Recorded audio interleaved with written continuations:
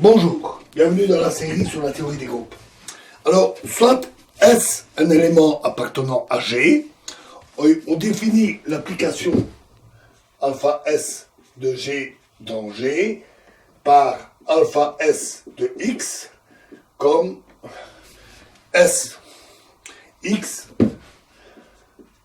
S moins 1. C'est un automorphisme de G que nous appellerons l'automorphisme intérieur défini par l'élément S. En effet, on vérifie que c'est un automorphisme, c'est-à-dire qu'il préserve la structure de groupe. Alpha S de x, y, par exemple, est égal à S, x, y, S-1, qui est égal, en insérant l'unité dedans, on a S, x, S-1, S, x, y, pardon, S-1, qu'on peut regrouper par associativité, et c'est donc égal à alpha S de x fois alpha S de y. On démontre de même les autres propriétés. Et alpha S est manifestement bijectif, car y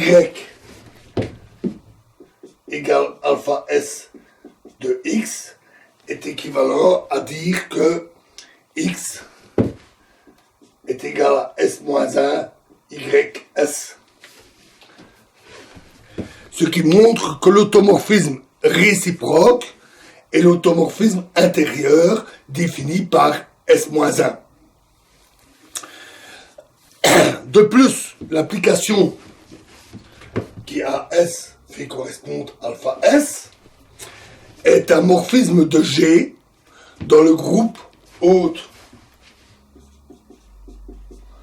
G, le groupe des automorphismes, car on a alpha SS' x est égal à SS' fois alpha fois x, pardon, fois SS' moins 1, c'est-à-dire S S'(x) S moins 1 S' moins 1 S moins 1, et ceci est égal à alpha x, donc c'est alpha de S', donc c'est alpha de S de S' de x, qui n'est d'autre que alpha S rond alpha S' de x, la composition des deux applications, des deux automorphismes. Par suite, l'ensemble int G de tous les automorphismes intérieurs est un sous-groupe de haute G. On appelle centre du groupe G le noyau ZG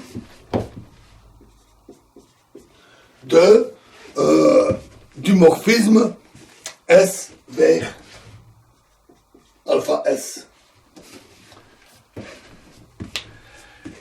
C'est un sous-groupe de G qui est l'ensemble des éléments S appartenant à G, tels que pour tout X,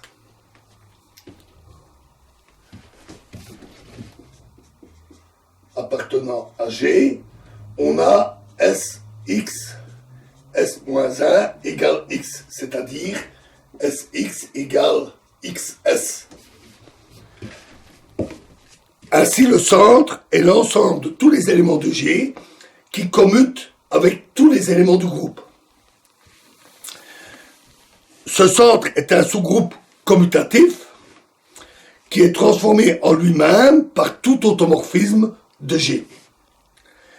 Plus généralement, soit H un sous-groupe de G et S une partie de G, une partie qui n'est pas nécessairement un sous-groupe.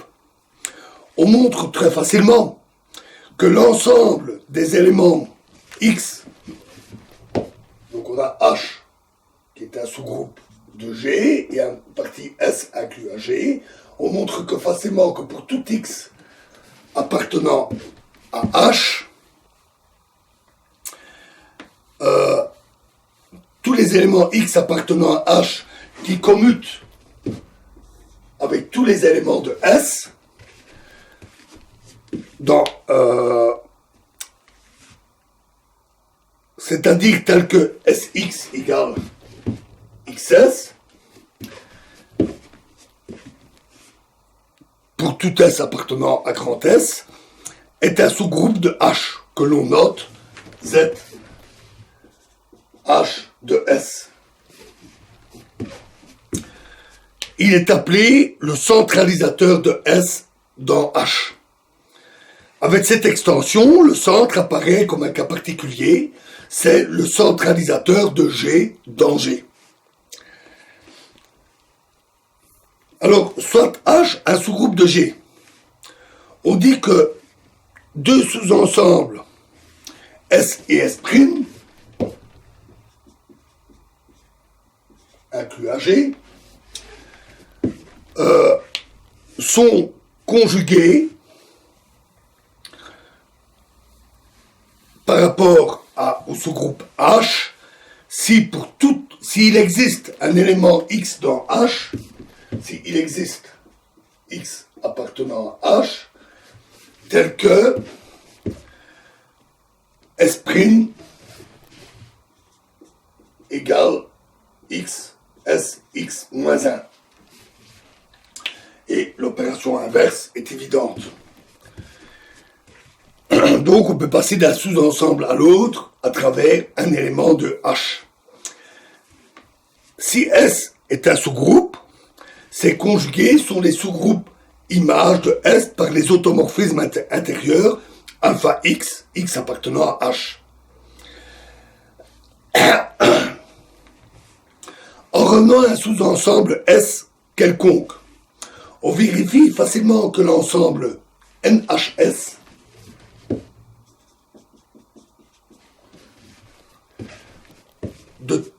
des éléments X qui appartiennent à H, tels que S égale XS, X moins 1, c'est-à-dire l'ensemble des éléments X de H, tel qu'il est le sous-ensemble S invariant, est un sous-groupe de H qui est appelé le normalisateur de S dans H. Bien entendu, ZHS est un sous-groupe de NHS. Alors, si dans tout ce qui précède, on supprime la référence à H, c'est-à-dire si H égale G, si on prend G lui-même comme le sous-groupe, on parle alors simplement d'éléments conjugués, de centralisateurs et de normalisateurs.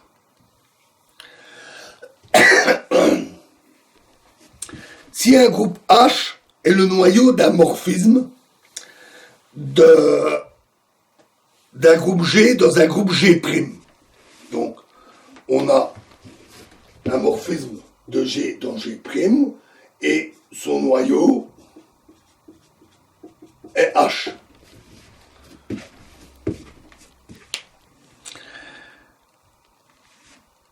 Pour tout X appartenant à G, et pour tout Y appartenant à H, on a donc f de Y égale 1, puisque c'est le noyau, et f de X, Y, X moins 1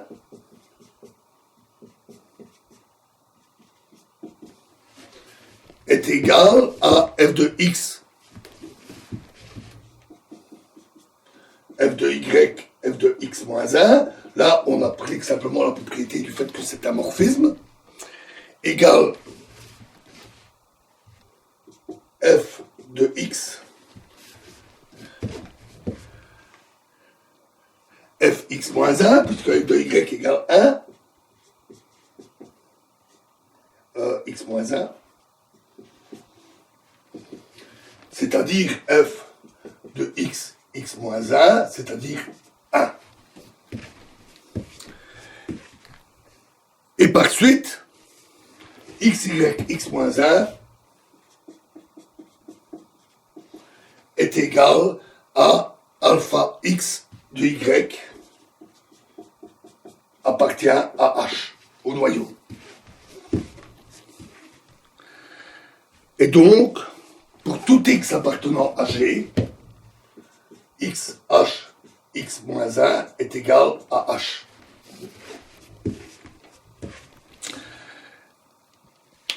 Et H est égal, dans ce cas-là, à tous ses conjugués. On dit qu'un groupe qui possède cette propriété est distingué, on dit aussi groupe normal ou groupe invariant. Retenons le terme de groupe distingué. Ainsi, les noyaux des morphismes sont des groupes distingués. En fait, on va voir aussi que tout sous-groupe distingué est le noyau d'un certain morphisme. Revenons pour un instant à un sous-groupe quelconque, H, d'un groupe G. On va désigner par G sur H l'ensemble des classes à gauche suivant H.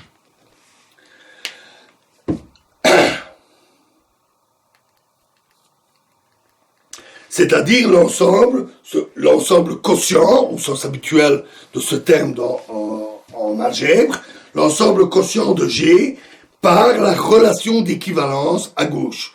Donc, chaque relation d'équivalence donne une classe d'équivalence, et l'ensemble de ces classes forme G sur H.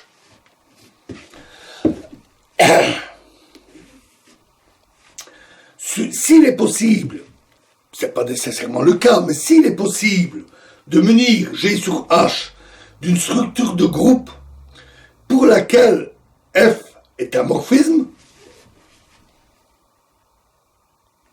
donc on désigne par F l'application G vers G sur H. Si on peut munir G sur H d'une structure de groupe qui fait de F un morphisme,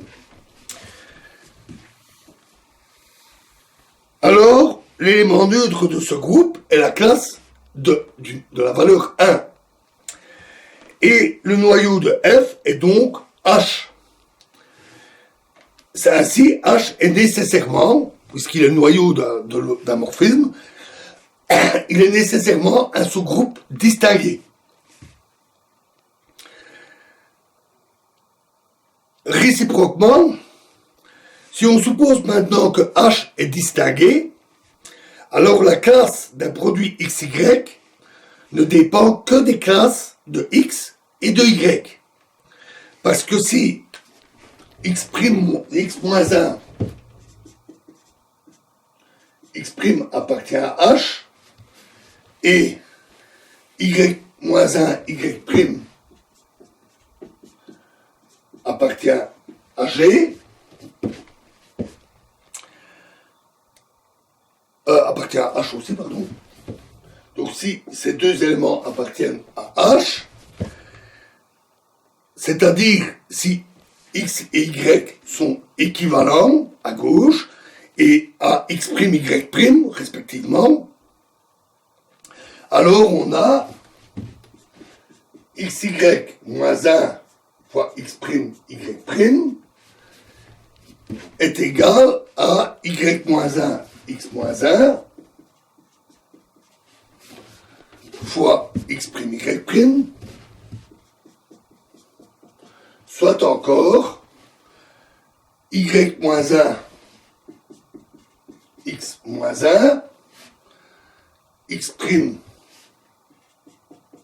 Y fois Y moins 1, Y'.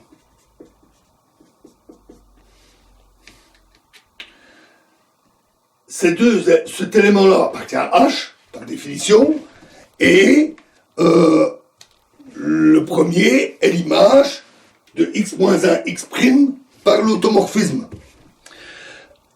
Par l'automorphisme intérieur qui est défini par Y. Donc, les deux appartiennent à H, c'est un produit de deux éléments qui appartiennent à H, donc le tout appartient à H.